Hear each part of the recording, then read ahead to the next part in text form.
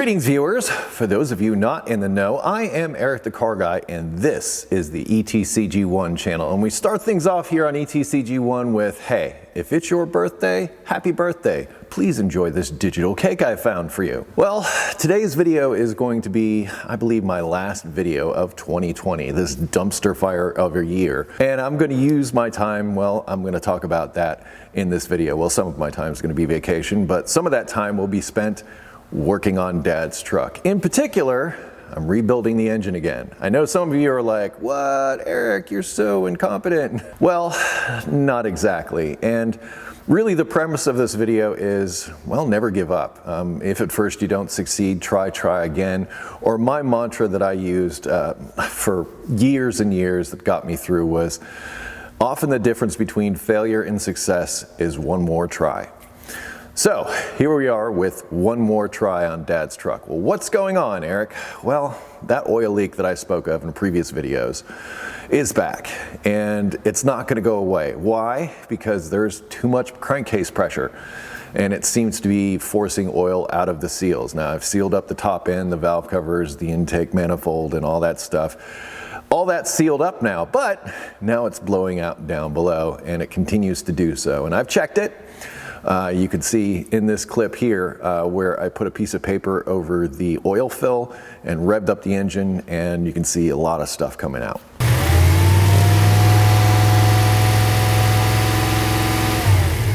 The weird thing about this is the truck is literally running better than it ever has, like better than ever. In fact, check out these plugs, or this plug.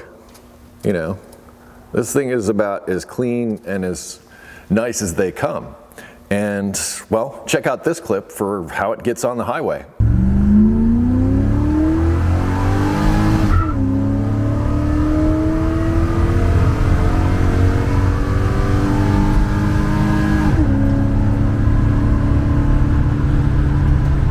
If it runs that good, why the heck do you need to go in and rebuild the engine? Well, I made a choice when I rebuilt the engine for the second time, and that was to extend my ring gaps, make them a bit larger.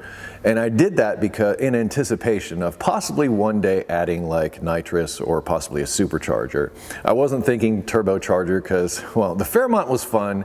It's got an amazing torque curve, and I love that car. I love the way it drives, but turbos are heat monsters, and trying to get things tuned and set up, well, that's a challenge in and of itself. When they're right, man, they are right. But getting them there, it seems, well, easier just to bolt something on, put a belt on it, and cram air into it, or put some nitrous to it and hit the go button. When you do that, what happens is you increase the combustion chamber temperature. And we all know that when we increase the temperature of things, they expand, in particular piston rings. This is why we have a particular piston ring gap whenever we install them into an engine.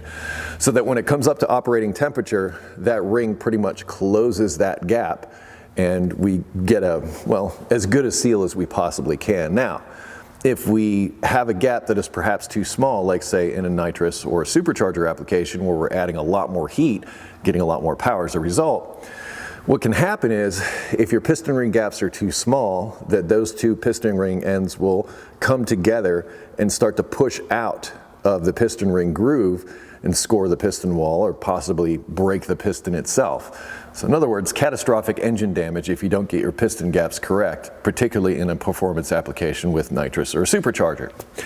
Well, after driving this truck and, experiencing it for what I feel it is, which is really a tribute to my dad and, well, sort of a showcase of my skills and the things that I've learned and, how I felt the truck could be better, as compared to what it was in 1990. So I'm not going over the top, boiling tires, that type of thing.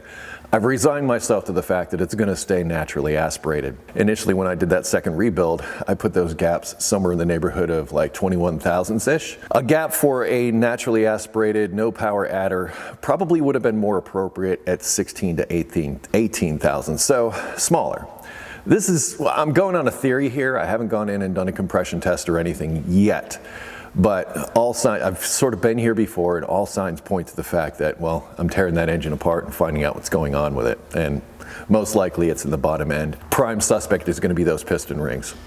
That said, that's not really the focus of this video. The focus of this video is, despite the fact I'm probably going to get raked over the coals on the internet for having to rebuild this engine yet again, is that you have to keep trying, especially when you're seeking perfection like I am with this truck.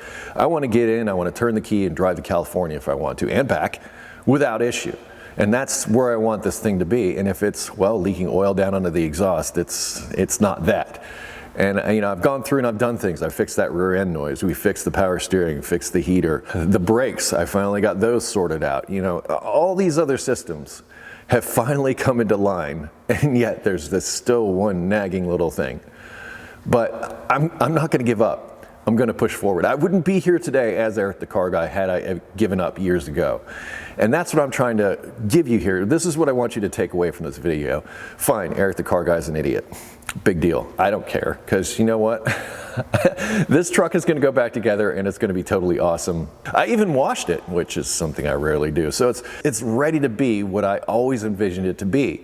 But I'm not quite there yet. And I'm also not giving up. I'm going to keep pushing forward. Now, in a way, me providing this information to you about the piston ring gaps can save you from this very fate.